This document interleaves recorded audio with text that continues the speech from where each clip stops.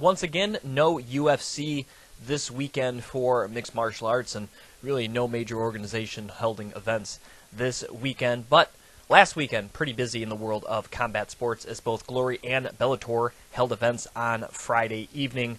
Starting first with Bellator. Bellator 162 was in Memphis, Tennessee. Featured a 4-fight main card there on Spike TV Friday evening. Looking over the results for Bellator 162, a quick night of fights. I mean, if you watch live, it may probably seem long because they had to throw in a lot of filler there. But if you actually watched on the DVR, like I did, I watched it about an hour or two afterwards, it went pretty quickly. It opened up with Hisati Kato against AJ Matthews. Of course, as most fans know, Kato famously knocked out Joe Schilling not once but twice, once in mixed martial arts and once actually in kickboxing. So this is his return back to MMA after that little hiccup. No, I shouldn't say hiccup, but taking on Joe Schilling in kickboxing, took on AJ Matthews, who definitely is a guy that Bellator is trying to develop. I think definitely has some talent. First round, both guys had some moments. Both guys definitely hurt the other one. I think that was very apparent. But I think the longer it stayed standing, to me it was favoring Kato. And that's not saying that Matthews doesn't have good stand-up. But that's kind of what Kato's known for. He can throw those explosive strikes. He knows how to strike. He knows how to get in and out. He has a good rhythm and all those sort of things. And Matthews, I feel like, is still kind of learning those things. Like, he has the basics down, but as you saw in this fight, couldn't really read the combinations and the footwork as well. And I think defense could be a little bit better. Those would be the areas I would say he would need to be working on just a bit. And Kato kind of started off early. I thought rocked Matthews. Matthews came back. He landed a couple left hands of his own. I think he hurt Kato. But then, as Jimmy Smith was saying on the broadcast there with Sean Graham, I thought I don't know if it was because of the damage he took. He was eating some very hard kicks to the body, and that could have sapped his energy a little bit. So maybe he wasn't as energetic to go for the finish. Maybe he was just giving Kato too much respect. Whatever the case, I thought he kind of had him a little bit there. And then towards the end of the first round, Kato really turned the tables on Matthews, came close to finishing him. Looked like the fight might end right there in the first round, but it went to a second. Kato jumped right back on him and was able to get the finish in this one in the second round. And very nice performance by Kato. And, again, this did finish in the first. That's right. It looked like it was going to the seconds, but he stopped it just before. That's right. I think I'm thinking of. I'm thinking of the Bobby Lashley fight. So yeah, that's right. He did finish it just as the round closed out. But that little brief moment from about 3.5 to 1.5. That's when I think Matthews kind of slipped and let this fight kind of go by. Kato got his second win and finished this thing with just 2 seconds remaining in the first round. Boy, Goti Yamauchi against Ryan Couture. I actually will admit I misrepresented this fight. I thought it was at 45. However, this was actually Yamauchi's debut at 155, not the other way around. I thought Ryan Couture was moving down. However, it was Yamauchi moving up. Irregardless, the big question of this was how would Yamauchi's submission skills translate against a pretty solid top game fighter like Ryan Couture, who has some pretty good big fight experience. Well, he passed this test with flying colors, submitting Ryan Couture in just 61 seconds. Again, up a weight class, as against a solid 155er with big-time fight experience like Ryan Couture.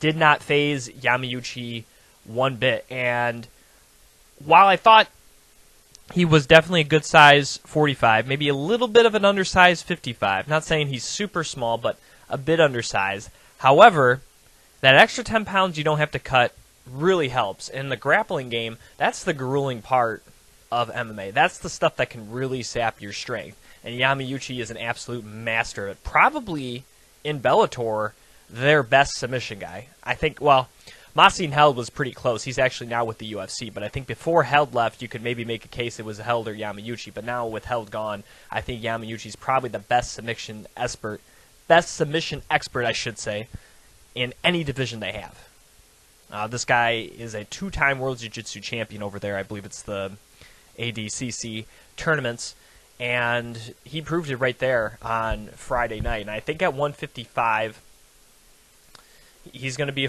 he's a force to reckon at 45. He's a force to reckon at 55. And the good thing about him is he's 23 years old. I think that's another reason why the moving up doesn't seem as big a deal to me, because this is a guy who's still young, who's still, I would say, not even quite in the prime of his career yet, and he's now 17-2.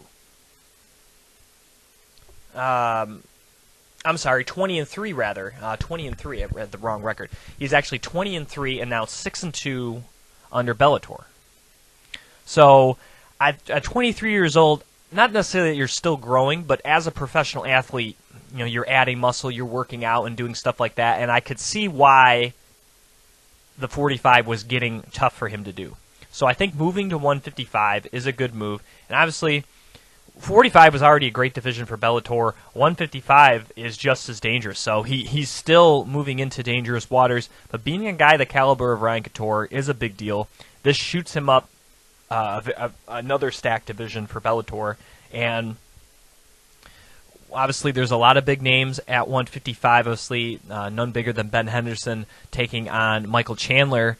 And not too much more time here. That fight will take place. So Yamauchi is definitely a guy that factors in. Probably still would be 1 or 2 fights away before serious title contention, but definitely a guy to be on the lookout for. Bobby Lashley was in the co-main event. He took on Josh Alpelt, and this pretty much went, I thought, how it would be. Lashley would be able to take this fight to the ground, get into a dominant position, and finish the fight. However, there were a couple times Lashley went for a key lock or Kimura Americana, however you want to say it. And there were a couple times there, and it's kind of like, Bobby, just go for punches, man, in that position. Even as big and strong as Bobby Lashley is, those are very difficult submissions. And Joe Rogan said this many times on UFC broadcasts. Some guys, even in professional jiu-jitsu, jiu-jitsu level championships, don't even try those moves because, yeah, there's a certain amount of technique to that, don't get me wrong. But at the end of the day, those arm locks a lot of times are very physically demanding. And a lot of times it's not worth it, especially in mixed martial arts when you can just punch the guy or go for an easier submission. And I think Bobby Lashley, okay, cool, I guess he's trying something new, but sometimes you got to stick to your bread and butter. And he actually, I think, could have maybe finished this sooner had he not went for a couple of those submissions. Second round was more of the same, and this time, however, Lashley was able to sink in a rear naked choke and get the tap out, but dominant performance by Bobby Lashley. I mean, if you're not able to stop this guy from taking you down, this is pretty much what he's going to do. And yeah, he's a little older. His conditioning is maybe not as good as it once was, but this guy is still a very legitimate wrestler, and if he gets on top of you, he is a very hard guy to get out from under. So I think because of his name and the pro wrestling tie, I wouldn't be surprised if Bobby Lashley very soonly, he's the guy that fights for the vacant heavyweight title if and when Bellator decides to bring that championship back out of the closet or storage room, wherever that's collecting dust. Main events of the evening, Alexander Shlemenko against Kendall Grove. Kendall did well, but he didn't keep that distance that he needs to against a guy like Alexander Shlemenko. Obviously, being a much shorter and reach disadvantaged fighter like Shlemenko, obviously his spinning attacks are one of the things that he can use to extend his range and obviously also throw off Kendall Grove. But those are things you should expect from Alexander Shlemenko. He's known for his spinning attacks. He's known for having pretty good speed because he is not a huge middleweight. And Kendall Grove, I feel like he didn't really take advantage. He didn't use his reach to his advantage with leg kicks, jabs, and also I would have liked on some of those spinning attacks a level change to get this fight to the ground, because I felt like if this fight got to the ground, Kendall Grove has a pretty good jiu-jitsu background. And not to say Shlemenko's a slouch on the ground or anything, but Shlemenko has been submitted a couple of times recently, and being such a big guy that Kendall Grove is, you can use those long legs and stuff like that. But wasn't really able to do it. He did have some success towards the end of the first round. I thought he did decent in the clinch as well. But however, Shlemenko was able to get on the inside, land some nice shots, and really the shot that did Kendall Grove in was actually a punch to the body that kind of goes unnoticed a little bit. You kind of, because you see Grove's head go back from a right, but really it was that initial left hand to the body is what causes Kendall Grove to just kind of crumple. And Shlemenko came in and followed it up and got this fight stopped in the second round. So 4 stoppages, 2 in the first round, 2 in the second. Very quick night and entertaining night there for Bellator 162, and Shlemenko with the victory, right back in the thick of things to try to get back his 185 Bellator championship. Before I get to my recap of Glory 34, I'm going to talk about some news and notes, specifically with the UFC, especially since they've been out of action, will continue to be out of action this weekend as well. Rumors about 206 are flying out that GSP will be coming to 206, and Michael Bisping says he's already verbally agreed to a matchup with the former welterweight champion. The UFC, and most notably Dana White, denies the claim. That's a headline right now on MMAJunkie.com. Only thing is you got to trust Dana White with a grain of salt. He said the UFC wasn't going to be for sale. It sells a couple months later. He said Khabib was going to fight Eddie Alvarez and Conor McGregor wasn't going to be in there. What happens? Conor McGregor fights Eddie Alvarez. Now his next big claim is that GSP is not going to fight Michael Bisping. I don't know. It's hard to really trust Dana White right now. It really is. So I actually think Michael Bisping, a guy that I'm not a huge fan of, his fans know, but he is a straight shooter. He tells it like it is. He doesn't really... He doesn't say a lot of BS. He may talk a lot of S, but that's kind of his game. And I actually... Now, him verbally agreeing, though, could be kind of misleading, because it could be something somebody asked him, like, hey, would you fight GSP at 206? And he's like, yeah. So you could say that's verbally agreeing. That could be misconstrued. It doesn't mean that somebody in the organization asked him if he would fight GSP and CCS. This could be from a reporter, a fan, his own claims saying that he would fight GSP. I don't know. I think that coming off the war he just had against Dan Henderson, that's pretty ambitious fighting anybody at UFC 206. That would be a little under 2 months. So I would give credit to Bisping fighting anybody at 206, let alone George St. Pierre or anybody else that's a top middleweight. Let's see what else we got here. Lyman Good off of UFC 205. Looks like a US ADA violation may be coming for the former Bellator welterweight champion. However, Ultimate Fighter contestant from Ultimate Fighter Season 21, I believe, that was the ATT Black Zillions. I actually do like this kid, bright prospect. Vicente Luque will replace Lyman Good there at UFC 205. Ronda Rousey appeared in, or will be appearing in an episode of Comedy Central's Drunk History, which is a pretty cool show. Gunnar Nelson was supposed to be taking on Dong Hun Kim coming up here in Belfast, Ireland. However, during a UFC workout, he got injured. Apologizes for canceling the headliner. Of course, he trains there with SBG in Dublin, so that kind of a homecoming fight of sorts for Gunnar Nelson. That fight's been replaced with, I think, an excellent main event, a rematch, as Gegard Mousasi will take on Uriah Hall once again. That will now be the main event of UFC Belfast, the first fight in Northern Ireland for the Ultimate Fighting Championship.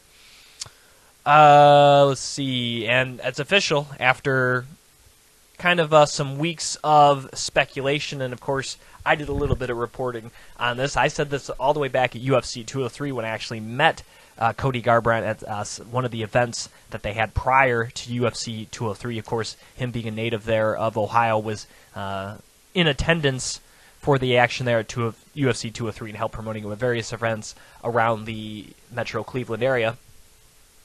And I met him there. I kind of asked him, what's next for him. Obviously, it didn't.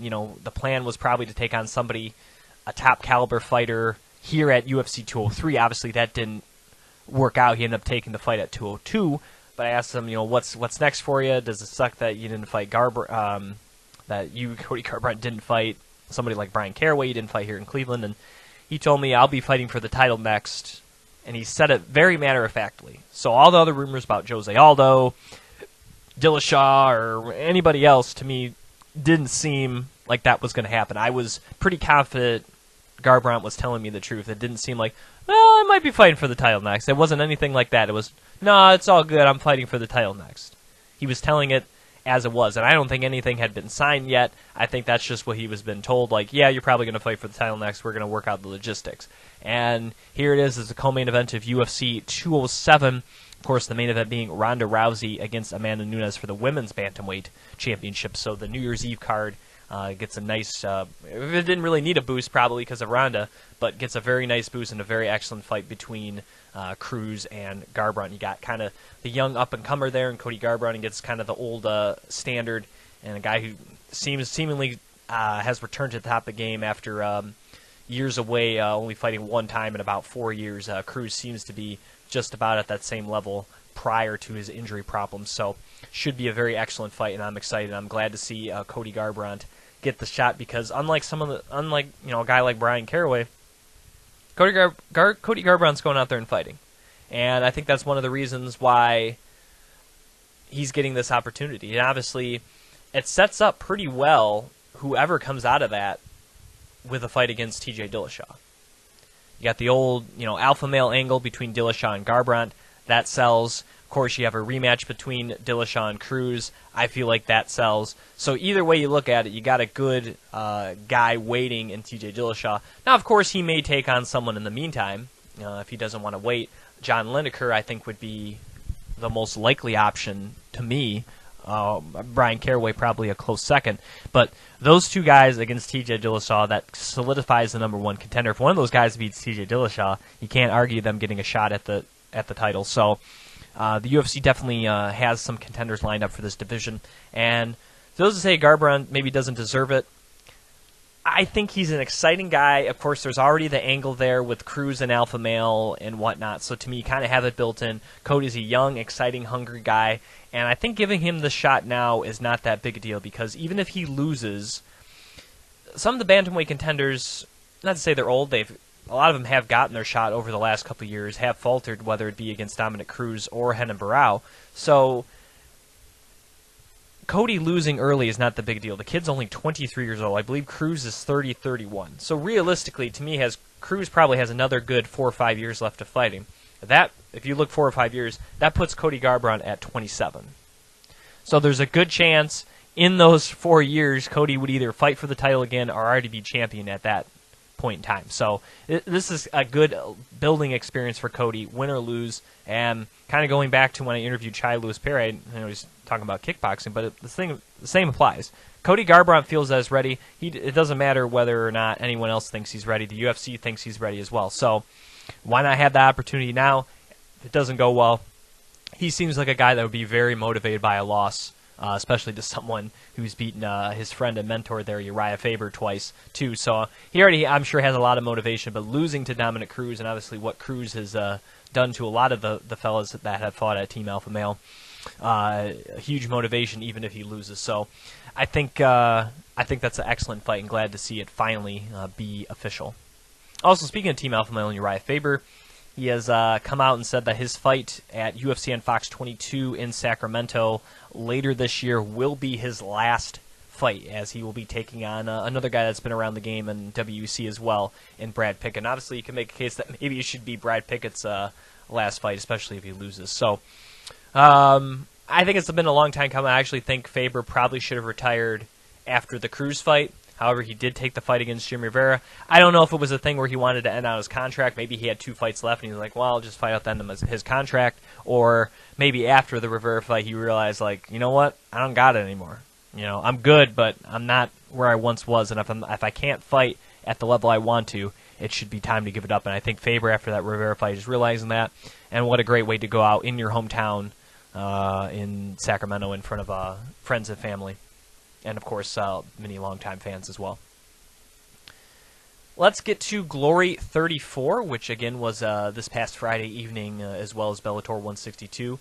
Shown live streaming first on ESPN3 as well as the UFC Fight Pass, and then they replayed it on ESPN2, I think, Saturday, Sunday, and Monday, I think. So, looking at the Fight Pass portion of the card, Justin Houghton was able to win a split decision against Wydierko. A good fight. I thought Houghton had a pretty good first round. The last 2 rounds, I don't know if it was the altitude or just normal slowing down from conditioning, but both Jonathan and Justin, I thought, slowed down a little bit. The second 2 rounds kind of interchangeable, so I can kind of see the split decision. However, I did think Houghton probably took the second, and I would have gave Wydierko the third. So I did have Justin Houghton win. I could kind of see the split because you could probably give Wydierko the second. However, you really look at the stats, Justin Houghton was really putting up there, not just in terms of frequency of punches, but obviously landed a lot more strikes too. So not too much of a surprise, but nice win there for Justin Houghton, a product here out of Michigan, now training with Dwayne Ludwig out there in Colorado. Zach Abraham, a friend of the show, he took on Mathia, and he was able to get another win here in Glory as he continues to stay perfect in the organization, a perfect 4-0 against Mike Mathia out of Zimbabwe. And Mathia, even though he has a lot more experience than Richard Abraham, nearly 4 times as much fight experience, Richard Abraham, this was his 4th fight in Glory. This was the Glory debut for Mathia. And I thought did well. Definitely I thought was the better kicker of the 2 fighters. But Richard Abraham is really known for his punches, and I really think that was the difference. The punches of Abraham and the combinations he was coming together. He did mix in a couple of kicks as well, and I think that really affected Mathia really towards the end of the 3rd round as Abraham was able to land a couple of nice inside leg kicks. Did throw some to the outside as well, but the inside leg kick, I think, towards the middle of the 2nd round, you could really tell affected Mathia, especially in his movements, and I think that was one of the reasons why Abraham was able to close this thing out. And what was a close fight, even though it was a unanimous decision, it was definitely a competitive fight, a good fight, and I think Richard Abraham beating a guy with that type of record, I mean, 51-13 coming into that fight. A lot, like I said, a lot more experience. Richard Abraham now improves to 11-4, but proves that this is a guy that's going to be exciting, entertaining, and competitive when he does get into that title contender tournament that he qualified for back at Glory 31, winning that tournament to qualify for a title contenders tournament. So this is a guy I think that will be very competitive in that format against anybody Glory throws up. And one guy I think that will be possibly in one of those tournaments, the other Sitsong Pyong made his Glory debut, and that's Tong Chai. And boy, he put a clinic there on Casey Green. And that's no disrespect to Casey Green, of course. He is a friend of the show. He's a very big and strong welterweight, a guy who has fought some of his career at middleweight, not just in mixed martial arts, but in kickboxing as well. And Sitsong Pyong made Casey Green look really bad. Obviously, Sitsong has, talked about 4 times more experience than Richard Abraham in the last fight. Well, Tong Chai has 20 times more experience than Casey Green, who this was only his 12th professional kickboxing bout. Tong Chai now improves his record to an incredible 135-32 over 150 professional bouts. That's nearly 10 times more than Casey Green.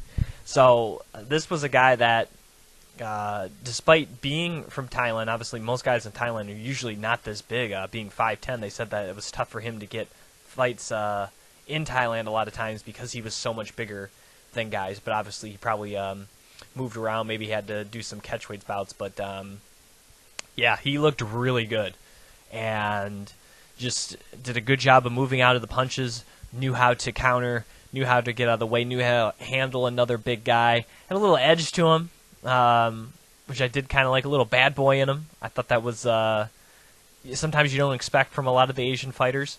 And yeah, he put on a heck of a performance, a very dominant performance against a guy with some serious power in Casey Green, and he took him out like nothing. So I wouldn't be surprised if they do another welterweight tournament probably early next year. I would say Sitsong, as well as obviously Richard Abraham already qualified, but I would say those two in a tournament, boy, that would be a scrap. Or just even if it was a one-off fight, but I wouldn't be surprised those two guys' names get thrown around for a potential welterweight tournament sometime next year.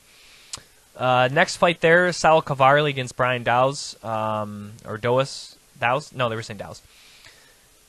I know Dowes has been around the game for a while. He's fought some of the best in the world in 2 different weight classes, now trying to fight lower here at light heavyweight, but was not impressed. I don't know if it was the weight cut.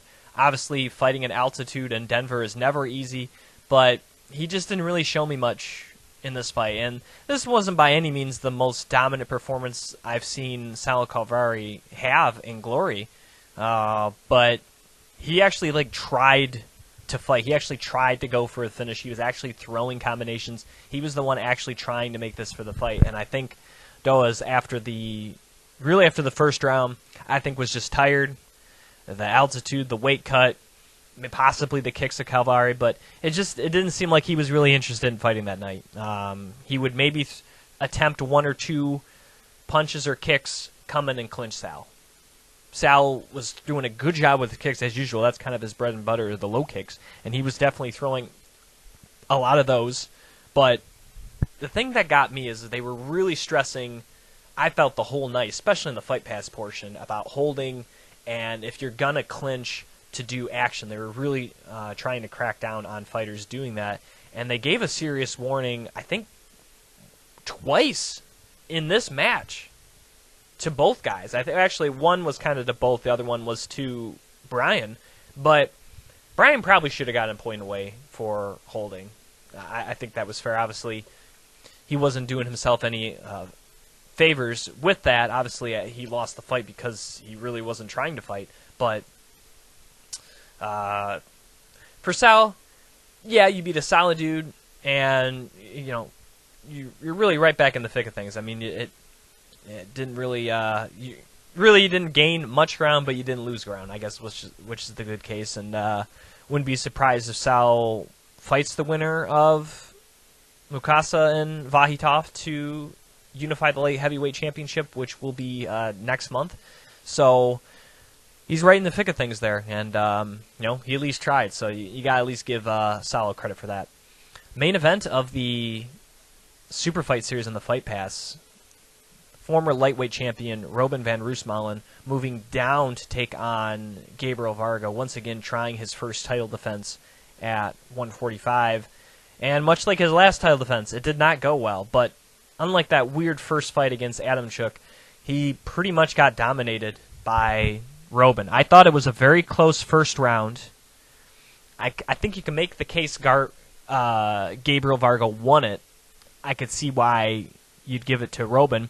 I thought in the first round Varga was doing a good job keeping his distance and landing that jab in his face, and also following up with some low kicks. But towards the end of the first round, I think Robin was picking up the pace. I think he was kind of feeling out Varga, seeing how that range would affect him, being the shorter fighter and having that reach disadvantage. And I thought kind of picked it up towards the end of the round, maybe stole it.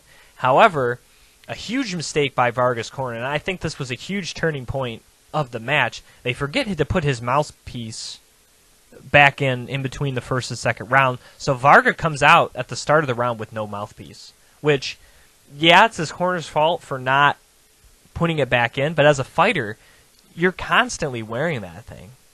Not just in a fight, also when you're at least you should be wearing it when you're training. You get used for the fight. So it's weird that Varga didn't recognize or feel that wasn't in. Because it should feel weird when you're in a fight and you're in that mindset and you don't have that mouthpiece. So that was a little weird too. However, whoever you want to blame, the fact of the matter is he didn't have it to start that round. And Robin came right over to him, was able to get inside very quickly initially in the start of that round, land an amazing combination. I think with the lack of the mouthpiece, again, you can't really clench your teeth up there, as I'm trying to demonstrate here on the video. You can't really clench your teeth to get your jaw solid to take that punch. Took a 1-2 combination, got dropped, lost some teeth, his mouth was bloody. Only then did he say he didn't have his mouthpiece. They put it back in. But by that point in time, teeth have already been chipped or knocked out. Your mouth's bloody. Now you're putting this thing back in, and now it's pressing up against the injured or inflamed area. I think that took Varga completely out of the fight. And that's not to say Robin didn't have an impressive performance. He did, but that was a huge turning point. Even if he would have just dropped Varga there with Mouthpiece, yeah, maybe Varga can recover and whatnot. But adding in the blood, also they said he's never been knocked down in Glory. That's a huge mental thing. The first time you've ever been knocked down and then you lose teeth and you're bloody, I think at that moment Varga was done mentally. And Robin he pounced on it and just kept on coming rounds 2 and 3 and 4. Varga had no answer for this. Anything that he did in the first round was out the window, and he couldn't really do much. He was not able to keep that distance. He couldn't counter. He just really couldn't keep up with Robin. And at the end of the 4th round, his corner decided to stop this one. And just an excellent performance by Robin van Roosmalen. This was maybe the best I've ever seen Robin fight in Glory. This was just an excellent performance against actually a very talented fighter and a guy who hasn't lost much in his career in Gabriel Varga. I mean, this was only his 4th loss ever. So once again, Varga falters in a title defense. It'll be interesting to see what's next for Van Roosmalen. They did announce their first event for 2017, which will be in Los Angeles January 20th. And they did mention the lightweight title will be decided in that event. Obviously, the current lightweight champion, Sitsong Pyong, has a title defense coming up against Petrosian. And obviously, it would be a very nice trilogy fight with Sitthichai against Van Roosmalen. Not to say Van Roosmalen against, not Petrosian, Grigorian. I should have realized that. Grigorian against Sitsong Pyong. And, however, I think if Sitsong wins, and that's his first successful title defense, you already have Robin as the featherweight champion. You could potentially have him be the first simultaneous champion. I know Matt Embry is waiting in the wings. He won a featherweight qualifying tournament. That obviously could happen, but I think if it sets up to have a champion versus champion matchup, really regardless whether it's Grigorian or Sitsong, obviously it makes it a bigger deal if it's a trilogy fight against Sitsong. But I think that's to match to make, especially the main event, because you're not going to have a guy like Rico Verhoeven available for that event, especially coming off of how big Rico Bader promises to be. And so why not follow that up with a champion versus champion matchup? Van Roosmalen, the 45, trying to get his lightweight title back. I think that's the fight to make there as the main event, especially LA, which excuse me, has been a good market for Glory. Obviously, they're going to add some local fighters and American fighters and all that jazz, but that's to me the fight to make, and I think that's up perfectly. No offense to Matt Embry, because I think he puts a challenge there against Van Roosmalen, but that to me is the fight to make. I don't think you come out and say the lightweight title is going to be defended if you don't already have an idea of what's going to go on. That's just my 2 cents. Anyways, getting to the rest of Glory 34, middleweight tournament.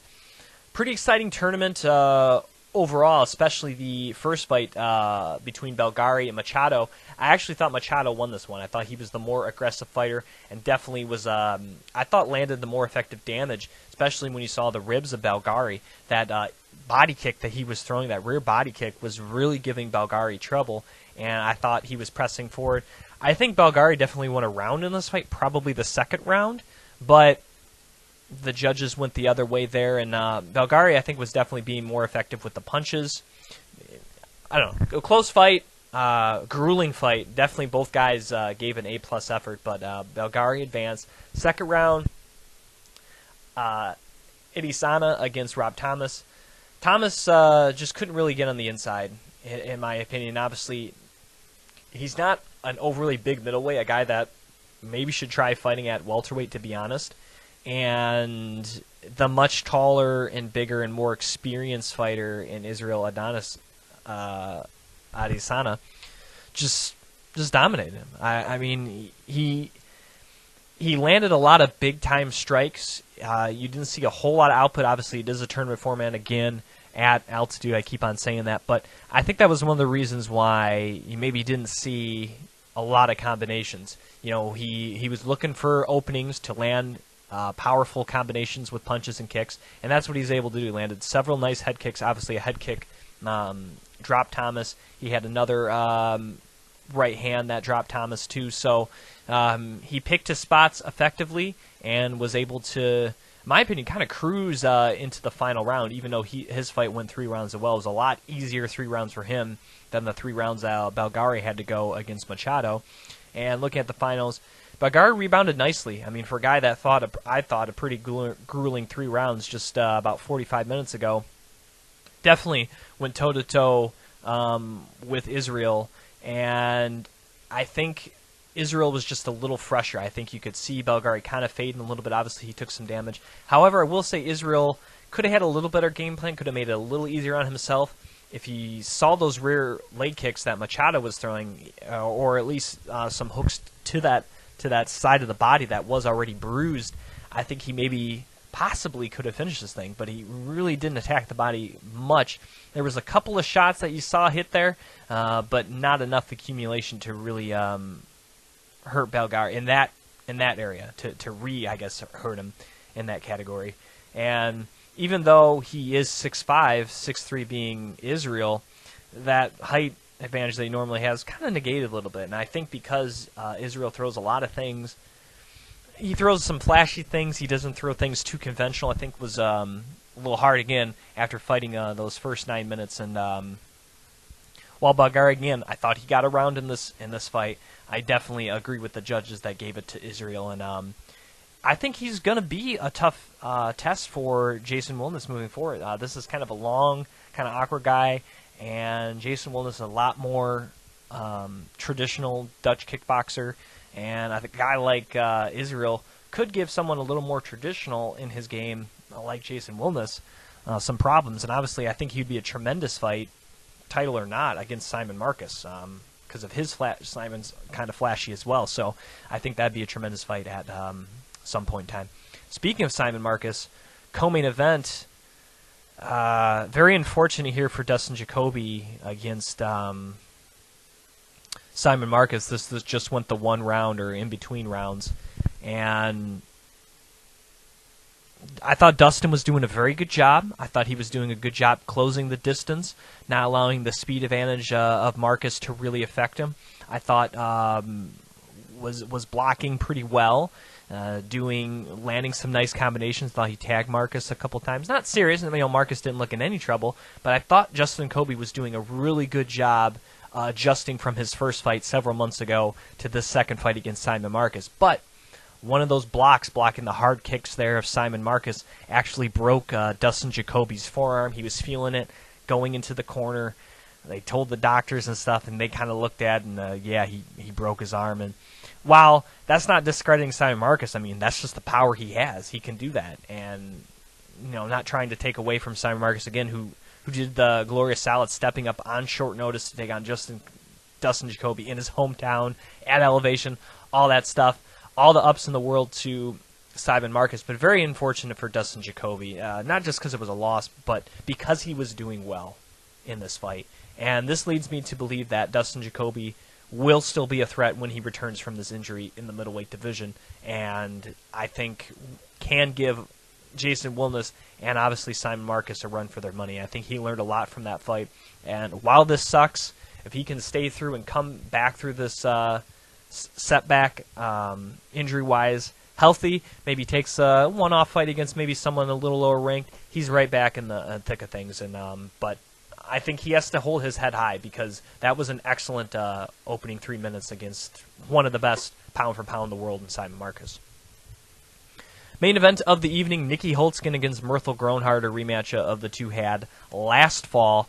However, this one, close, but not as close as the first one, as I really thought after a strong opening frame from Myrtle Groenhart, I thought he kind of, I don't know again if it was elevation, weight cut, fatigue, I don't know, sometimes Myrtle kind of, he's such a up and down fighter within Glory, and just kind of, to me, kind of cruised a little bit rounds 2 and 3, and Holtzkin, to me, took right over and just was blitzing him with combination after combination. That's what Nikki is the best at, throwing combinations and getting out of the way of big-time damage, and especially at range. If you're not going to pressure him at all and really use your footwork well, then and you're just looking to throw bombs, Nicky Holtzkin is the guy that you don't want to face. And I thought just took over rounds 2 and 3. Rounds 4, it seemed like Murthel maybe realized he dropped those 2 rounds, possibly the first 3 rounds. That's not to say Nicky couldn't have won the first one. However, I scored it for Murthel. 4th round was a little more 50-50 for me. I still would have gave it Nicky Holtzkin. Again, I thought he was landing the more effective strikes. But then round 5, Holtzkin maybe slowing down a bit. Murthel maybe realizing that he needed to go for something big. I thought Murthel poured it on a little more in round 5, but to me it was kind of a little too late there. And I think Murthel, I don't know what his strategy was. It wasn't quite what it was the first time. I guess, well, first time in Glory. I think they had met in another organization. But it wasn't quite that first fight. It's like, I don't know, he lacked the drive. To me, this is a championship fight.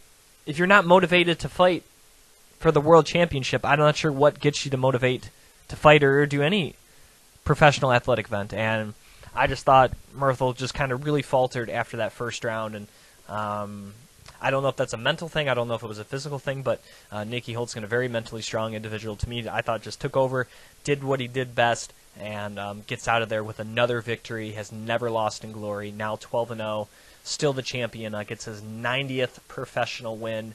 And for Groenhart, I'm not really sure where he goes from here. I mean, he's already lost to the champion twice. He's now 6-6 in the organization.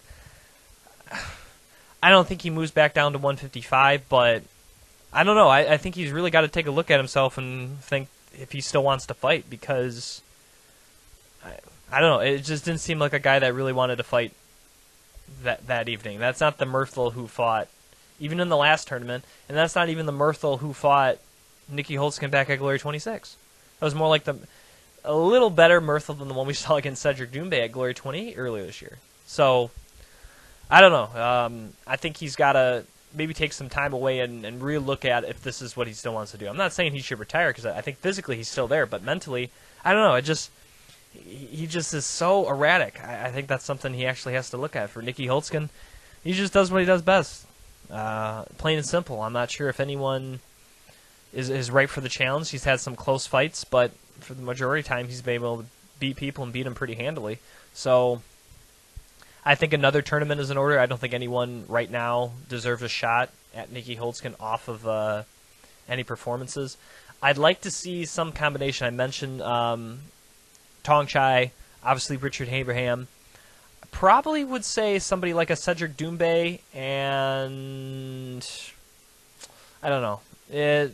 Kind of randomly throw in another top 10 Glory welterweight. I think that would be a solid tournament. Probably for, I guess that'd be Glory 38, because 37 would be the first one in 2017. So possibly Glory 38, because I thought they said, I don't think it's a welterweight tournament for Glory 37. I thought they mentioned that it would be another division, possibly a light heavyweight. I'm not 100% sure. It might have been a featherweight tournament. I'm not sure. Anyways, that was Glory 34 from December. Excellent event. If you haven't checked it out, I think it still might be on ESPN3, the main card, and obviously the Super Fight Series doesn't go off of UFC Fight Pass, so check those out as well. Once again, I'm your host, Jim Graham, if you didn't know already. You can follow me on Twitter at Jim Graham. I'm also on Instagram at TheJimGraham. And, of course, like Beyond the Cage on Facebook, facebook.com/Beyond the Cage Podcast. Subscribe right here to our channel on YouTube, youtube.com/Beyond the Cage Podcast. We're also partnered up with SportsTalk313.com, so you can check out the show there. You can also listen to the show on MMAFightClub.net, and also, of course, where they started, their bread and butter, their excellent Facebook page, facebook.com/MMA Fight Club, and you can check them out, comment, and also get the links to all their latest articles, and you can be updated that way as well, besides checking out the website, MMAFightClub.net. Also, like to thank supporters of the show, Flying Brian J., Gorilla the Bear, a.k.a. Adam Nelson. He did that Winter Soldier piece there for me, and excellent artist. Does a lot of mixed martial arts inspired art as well, so you can check out his work at Gorilla the Bear on Twitter and Instagram.